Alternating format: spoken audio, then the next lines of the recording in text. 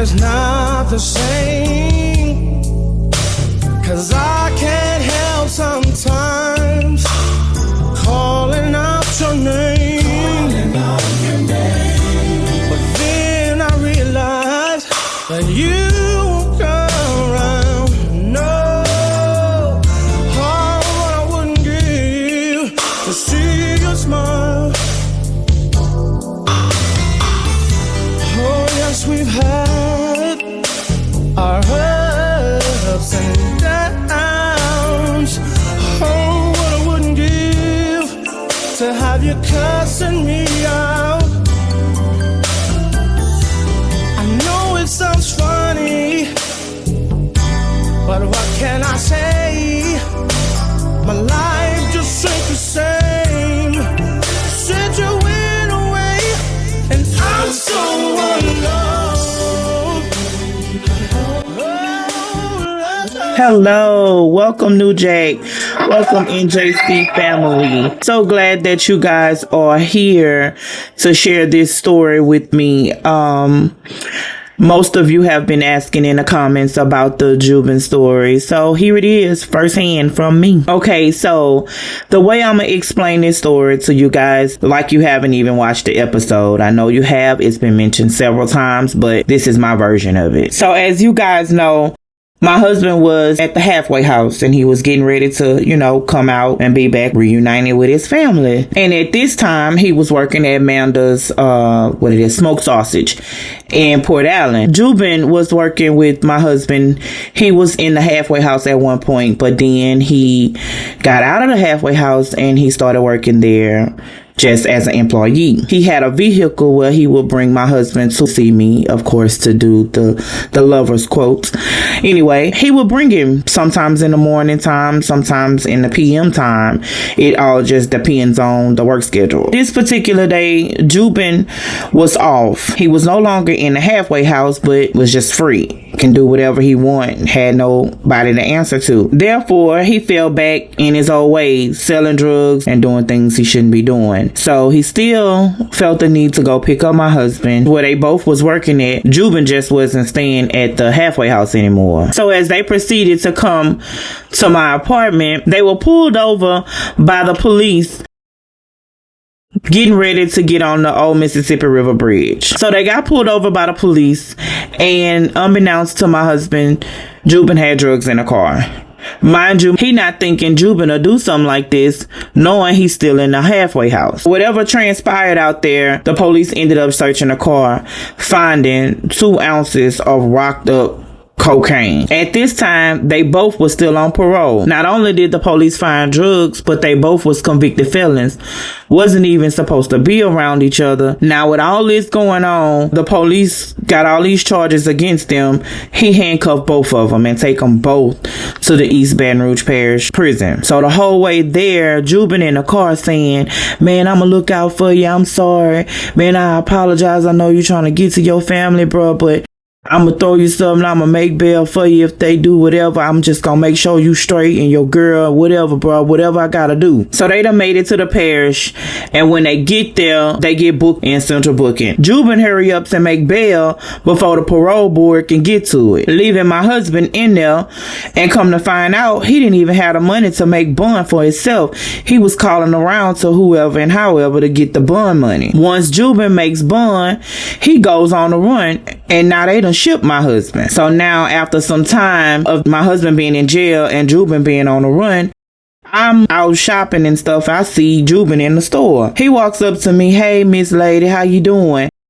Tell G I got him. I'm sorry about what happened and I'm going to take care of everything." So as we talked about before, how hard-headed he is, just wouldn't call home like he should. So it took me a little minute to even give him the message from Juban. Mr. Hardhead finally calls home. In the midst of our conversation, I'm trying to tell him about Juban, but he telling me, "Oh, I talked to Juban. Juban gonna come drop something off to you for me," and all kind of stuff like that. And I'm like, how did you get a chance to talk to Juban? So however, whenever Jubin and my husband had a conversation. Now let's fast forward up 2 weeks later. Jubin calls, "Oh, Miss Lady, I'm about to drop something off to you from G." And I'm like, "Oh, okay." So I waited all day, no show, no call. I didn't call back because I was uncomfortable. The next time I talked to Jubin is about a month later. He just pops up at my house unannounced. So this particular night, Jubin decides he wants to come to my house. Mind you, it's about 10:30 at night. That's when I do my little unwinding. I cleaning up, straightening up. I got the music playing loud. So I hear boom, boom, boom, boom. Somebody beating on the door. So I'm like, who the hell this is this time of night anyway? Something must be wrong. So I'm peeping out the window trying to see who it is. And it's Jubin. He said, "I'm here for to bring you something, Miss Lady. G send me. So I'm like, oh, okay. So I open up the door, but I leave it cracked just a little bit. I'm in my night clothes. I'm expecting him to just reach me the money and go, but that wasn't his agenda. He was really trying to come in on me, saying inappropriate things like, "Oh yeah, look at you, Miss Lady. I see you with your night clothes on," and just inappropriate things that I wasn't comfortable with. He going on and on and on about trying to come in, and I'm like, "No, sir." So we've been at this door about 10-15 minutes now. We going back and forth. So I'm steady saying, "Okay, so are you finna give me this money, or what we finna do? Because I'm not about to let you come in." Now, as I tell him this, his demeanor started to change. He started turning all different kind of colors. When all of a sudden he just blurts out, "Bitch, I'm standing out here trying to be courteous and shit. You over there acting like a stuck-up bitch." At this moment, I see the conversation done turn for the worst. So I'm trying to close my door. Boom. He bumps the door. Boom. Before I knew it, he was in the house. Now he just punching all over me. Now I'm trying my hardest to get my bearings back, but every time I get it, it's like he hit me again and knocked me out. So I must have didn't stay out too long, because when I look, I see him at the door trying to close the door. "Bitch, keep on with that bullshit. You gonna make me hurt you in this motherfucker." Look back, he chasing me, and he just calling me all kind of bitches and hoes. So I made it to my room at this time. I done closed my door. I'm on my knees behind the door, screaming and hollering and crying and praying like, "Lord, please help me. Please help me." Now he at the door. He just kicking it. Boom, boom. That fifth time, that door just slung open. So at this time, he running in the door. I'm trying to run out the door. All I feel is him grab me from behind and start choking me. Then he start punching me again. Somehow I end up on the floor wrestling and fighting for my life. Now he on top of me. I'm screaming, I'm hollering, I'm praying, "Lord, please help me. Somebody, please, please." As I'm fighting and I'm praying, I look up in this man's eyes. This man got the devil coming out of him. All I see is red. And I'm crying and I'm praying. I'm like, "Lord, please help me." The louder I scream and pray and asking the Lord to help me, the harder he hit me. So he must have done hit me so hard I done went out again. When I wake up, he trying to take my clothes off. At this time, I go in survival mode and start swinging with everything I got. So I must have hit him good, because I was able to get to my feet and run to the door. Now I'm outside. I'm screaming to the top of my lungs. You would think since you hear me screaming like this, he'll stop. He's still running behind me. By the grace of God, I make it to the parking lot, and I see my neighbor, old man, him and his friend guy standing out there. Mind you, I'm hysterical. I'm crying and I'm trying to explain to them what's happening while this man is running behind me. I'm talking to them. Jubin runs from under the breezeway into the parking lot, spots me talking to them, and goes the other way. So while my neighbor and his friend go run behind Jubin, the other guy stay there with me and call the police. 5-10 minutes later, my neighbor and his friend come back and they couldn't catch Jubin. So the ambulance and the police get there. They check me out. I'm in the back of the ambulance. They checking my wounds, whatever. The police came to the hospital and do the police report, but they still never catch Jubin. Now, after all this said and done, I'm thinking like, Lord, I gotta tell my husband what all this man done did to me. So time done passed a little bit. I end up talking to my husband. So I'm on the phone like, "Babe, I gotta tell you something." He like, "What's up?"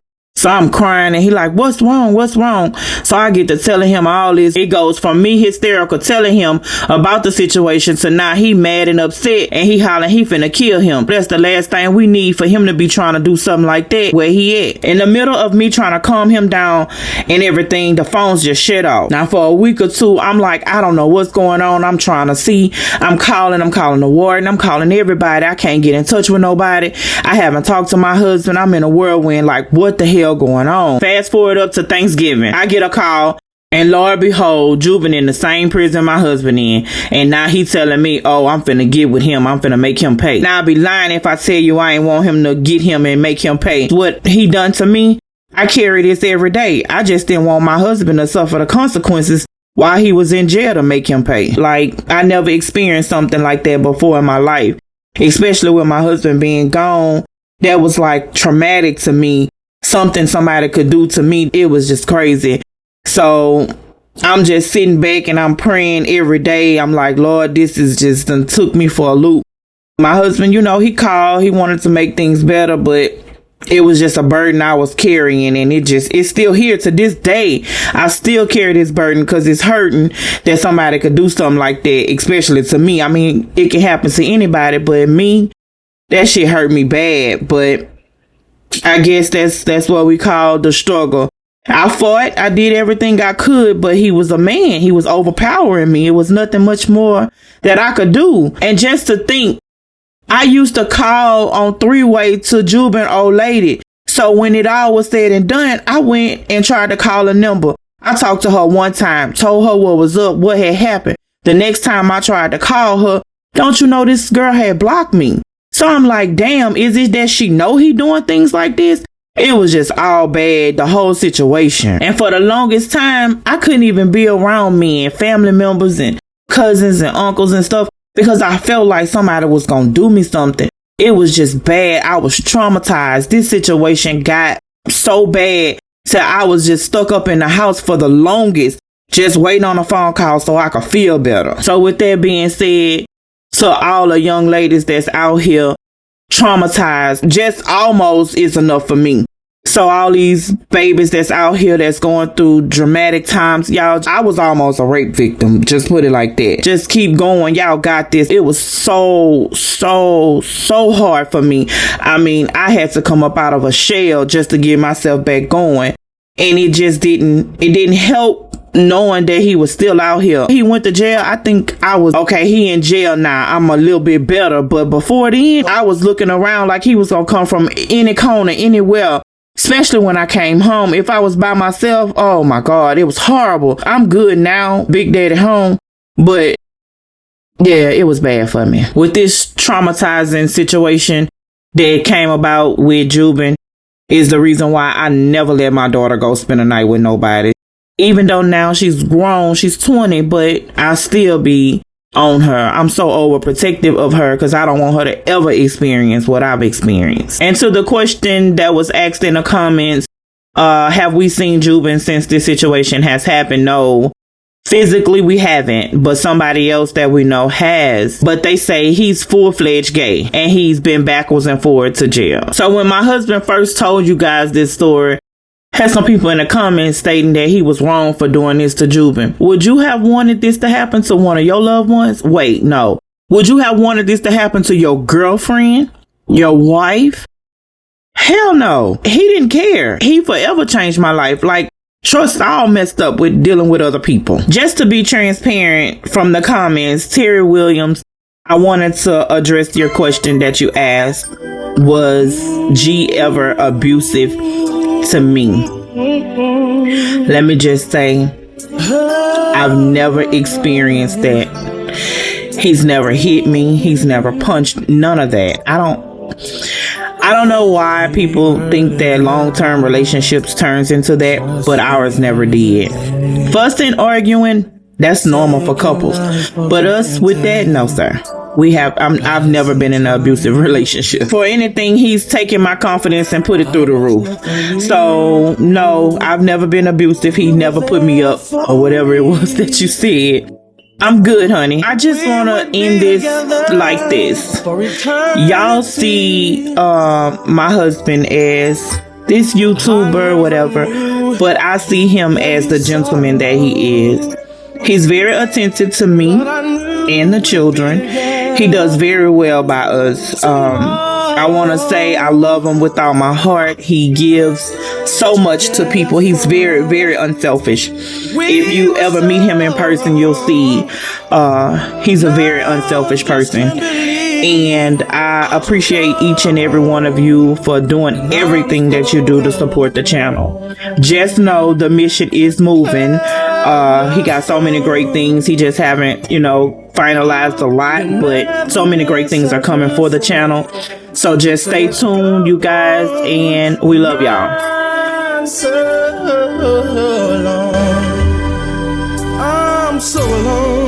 yes I am.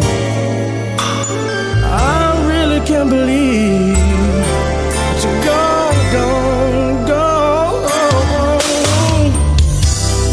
Life goes on, and it's not the same.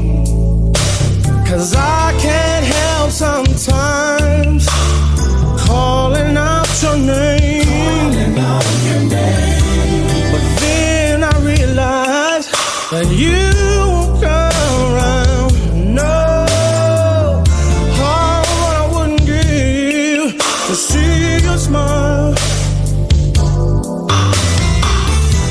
Oh yes, we've had our ups and downs.